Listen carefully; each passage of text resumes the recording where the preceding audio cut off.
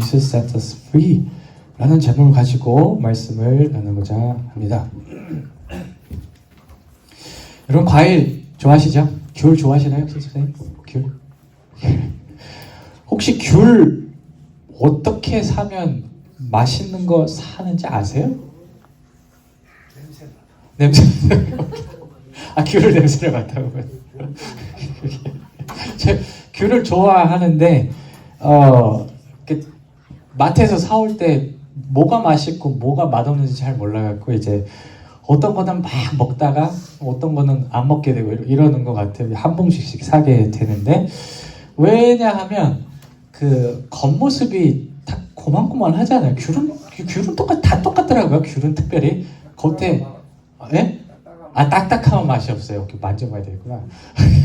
그 수박은 뭐 이렇게 두드려보고 그렇게 사신다고 하는데 줄무늬 다 나오네. 잘 들으세요. 지금 잘 들으세요. 귤은 말랑말랑한 게 당그래요. 당그래요.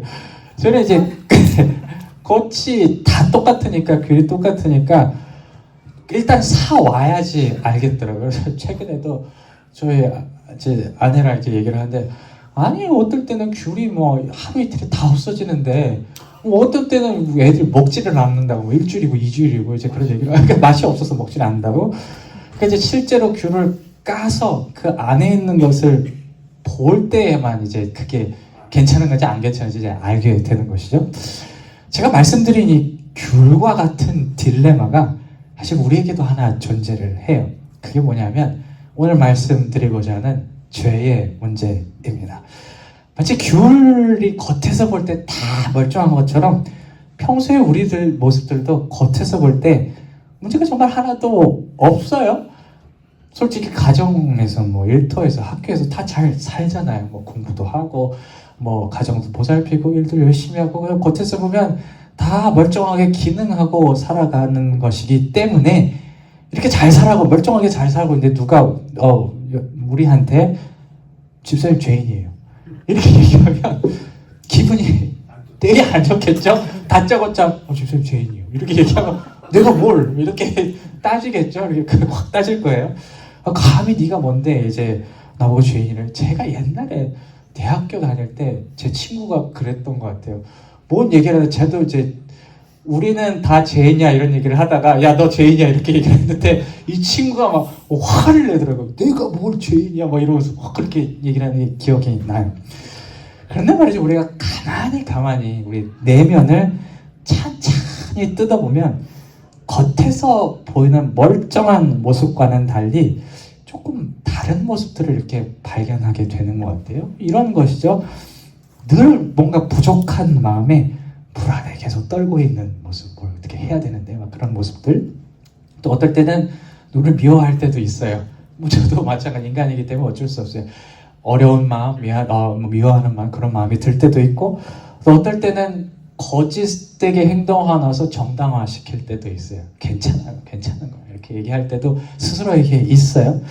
그리고 어떨 때는 무시할 때도 있고요. 마음속으로 저 사람 왜 저래? 좀 왜 저래? 이렇게 하고 겉으로는 끝내지 못해도 안으로 그럴 때도 있고 때로는 건전하지 못한 생각들이 이 마음속을 어지럽게 이렇게 휘저을 때가 있어요. 그러니까 하나님의 관점에서 보면은 분명한 죄 혹은 죄에 이르는 어떤 그런 모습들인데 제가 처음에 말씀드린 귤을 비유로 했을 때 우리가 단맛을 가지고 있죠. 예수님의 어떤 좋은 것들 단맛을 가지고 있기도 하지만 내면을 실제로 열어보면 단맛 플러스 신맛도 가지고 있는 게 우리의 인생이 아닐까라는 그런 생각을 할 수가 있습니다. 사실 오늘 본문에서 예수님의 말씀을 듣고 있었던 유대인들이 이 죄와 관련해서 지금 말씀드린 것 같은 유사한 딜레마, 문제에 봉착해 있었습니다. 구체적으로 죄의 문제, 특별히 죄가 자신들을 올가매고 있는 문제에 대해서 전혀 인식하지 못하고 있었어요. 때문에 예수님의 이런 것과 관련해서 너네들이 죄에서 자유하지 못해 이런 취지의 말씀을 탁 던졌을 때 있던 모든 사람들이 어리둥절했어요. 무슨 얘기 하시는 거예요, 예수님? 그 말씀이 33절, 34절에 나와 있어요. 우리 33절, 34절 우리 한 번 다 같이 읽어보실까요? 시작. 34절이요. 33절이요. 그들이 그러면은 그 다음 거. 예. 예수께서 대답하시되 진실로 진실로 너희에게 이르노니 죄를 범하는 자마다 죄의 종이라. 아멘. 그리고 33절에 이렇게 얘기를 제가 빼먹었는데 한번 들어보세요. 그들이 대답하되 우리가 아브라함의 자손이라 남의 종이 된 적이 없거늘 어찌하여 우리가 자유롭게 되리라 하느냐. 이해를 못하고 이렇게 반문을 무슨 소리 하시는 거예요? 라고 이렇게 반문을 하죠.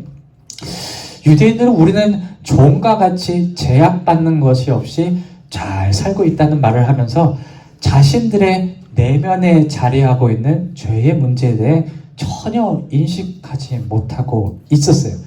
사실 이 유대인들의 이런 반응은 예수님의 말씀을 듣고 있는 지금 현재 이 상황뿐만 아니라 전체 유대인들에게 많이 적용이 되는 생각이에요. 왜 그러냐 하면 이 사람들은 그 선민사상이라고 들어보셨어요? 우리는 하나님의 선택받은 백성이야.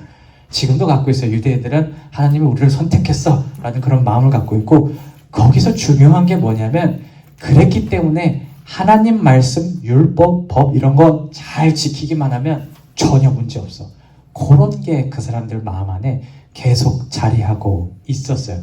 때문에 예수님이 너네들 사실 문제가 있어. 특별히 죄의 문제가 있어 라는 얘기를 이렇게 꺼내실 때마다 다른 곳에서도 이 유대인들이 그것을 잘 받아들이지 못했어요. 어떤 경우에서 막 승질을 내고 화를 내기도 했어요. 33절에서 이 사람들이 우리는 아브라함의 자손이라 라고 이렇게 자신들을 정의하는 부분은 유대인들의 이런 일반적인 생각, 우리가 하나님의 백성이고 그 말씀 지키면 상관없어 라는 그 생각을 반영하는 어떤 구절일 거예요. 그런데 말이죠, 이 유대인들이 자신의 죄된 상태에 대해서 공개적으로 아무 반박도 못한 경우가 한 번 있었습니다. 그때가 언제인지 아세요? 혹시? 이거 되게 유명한 얘기인데, 이 가늠한 여인을 불러놓고서는 율법대로 돌로 쳐서 죽여야 된다라고 이렇게 주장하던 그 순간이었어요. 되게 재밌는 게 뭐냐면 그 말씀이 오늘 본문하고 이렇게 연결이 돼요. 왜냐면 오늘 본문이 8장 후반부라면 그 말씀 8장 전반부에 나오거든요. 아마 다 연결이 돼 있는 것 같아요. 이 부분에서 우리는 유대 지도자들, 그러니까 바리새인들, 서기관들이 예수님을 시험하는 모습을 볼 수가 있어요. 이 얘기에서 워낙 예수님을 싫어했어요. 예수님이 강한 사람한테는 강하게 나왔거든요. 싫어하니까 예수님을 곤란스럽게 만들 취지로 이런 질문을 던진 거예요.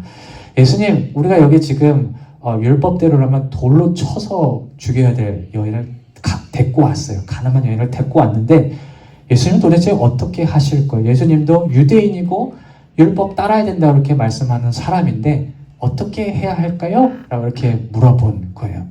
이 상황에서 예수님은 7절에서처럼 이렇게 대답하세요. 우리 다 같이 한번 읽어보실까요? 시작.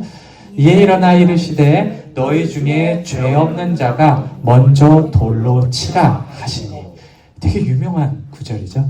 죄가 없는 자가 먼저 돌로 치라 라고 얘기를 이렇게 던졌을 때 이 말씀을 듣는 유대인 지도자들이 되게 충격을 받았던 것 같아요. 한 명씩 그 자리를 뜬 거예요. 구절은 이 상황에 대해서 이렇게 표현을 해요. 우리 구절 한번 다 같이 읽어보실까요? 시작. 그들이 이 말씀을 듣고 양심의 가책을 느껴 어른으로 시작하여 젊은이까지 하나씩 나가고 오직 예수와 그 가운데 섰는 여자만 남았더라. 아멘. 이 부분에서 우리가 눈여겨볼 게 뭐냐 하면 이거예요. 여러분, 이 자리에 있었던 서기관들, 바리새인들은요, 율법으로 따질 것 같으면 제일 잘 지켰던 사람들이에요. 무슨 얘기냐면 하나님의 백성으로서 양심의 꺼리낌이 제일 없을 사람들이 이 사람들이에요. 근데 이 사람들이 가만히 예수님 말씀 듣고 자신의 내면을 이렇게 살펴보니까 죄의 문제를 발견한 거예요. 평상시에 멀쩡하다고 생각해. 우리 잘났어. 우리 정말 문제없어. 하나님의 백성이야. 영적으로만 일상적으로 문제없어라고 생각했는데 예수님이 탁 던지고 그 말씀이 자신을 돌아보게 했을 때 이 죄라는 게 내 선에서 결코 해결되지 못하는 것이구나. 내가 죄의 종이구나라는 그런 사실이 이 사람들의 마음에 박힌 거예요. 그랬기 때문에 이 사람들이 하나씩 말도 못하고 떠나게 된 것이에요. 이 죄가 없는 자는 돌로 치라라는 유대 지도자를 향한 예수님의 말씀은 우리에게도 그와 동일한 기회를 가질 것을 요청해요. 무슨 얘기를 하면 우리가 겉모습만으로 일상생활하는 것만으로 우리 자신을 판단하는 것이 아니라 가만히 우리 내면을 잘 들여다보라는 것입니다. 그리고 우리의 죄인된 모습을 똑바로 인식하라는 것이에요. 그래서 오늘 본문에서 단순히 우리의 죄인된 모습에 대해서만 말씀하시길 예수님 언제나 해결책을 제시를 하시죠. 해결책이 뭐냐 하면 바로 예수님, 바로 그 자신입니다.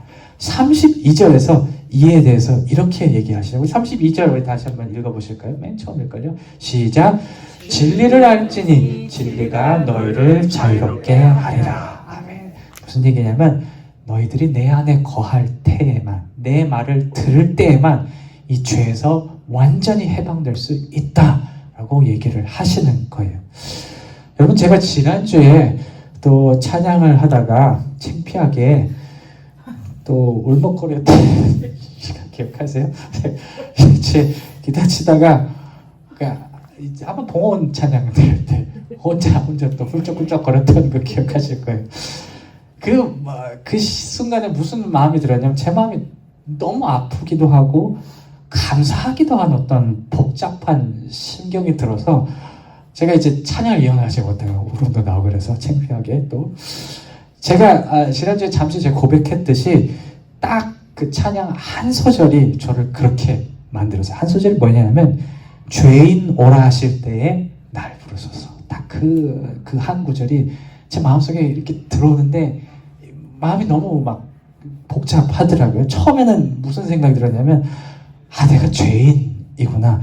정말 아무런 문제가 없는 것처럼 날마다 이렇게 잘 살아가고 있네. 하고 잘 살아가고 있는데 사실 내가 가지고 있는 죄된 모습에서 벗어날 수가 없는 존재라는 생각이 들면서 되게 부끄럽고 제 자신이 후회스럽기도 하고 안타까운 마음이 들었어요. 그리고 드는 생각이 뭐였냐면 그런 나를 예수님이 사랑해 주셨구나라는 그런 생각이 이렇게 들더라고요. 나 죄 많고 이렇게 모자란 사람인데 하나님께서 그럼에도 불구하고 나를 버리시지 않고 죄에서 건져낸 그가 예수님의 사랑이 너무나도 감사하고 크구나 하는 그런 마음이 드는데 제가 이렇게 눈물을 흘리지 않을 수가 없더라고요. 그리고 결국 신앙에 있어서 가장 중요한 건 복 받는 것도 중요하고 기도 열심히 하는 것도 중요하고 여러 개 성경 읽는 것도 중요한데 제일 중요한 것은 예수님 그 안에 거하는 것이다 라는 생각이 다시 한번 그 찬양을 들었는데 제 마음속에 탁 와 닿았습니다. 말씀을 정리하고 여러분 우리는 어쩔 수 없어요. 우리는 다 죄인이에요. 우리는 여기서 스스로 벗어날 수가 없습니다. 이것이 가능할 때는 오직 예수님의 죄 사하는 능력에 의지할 때라는 사실을 우리가 기억해야 할 것이에요.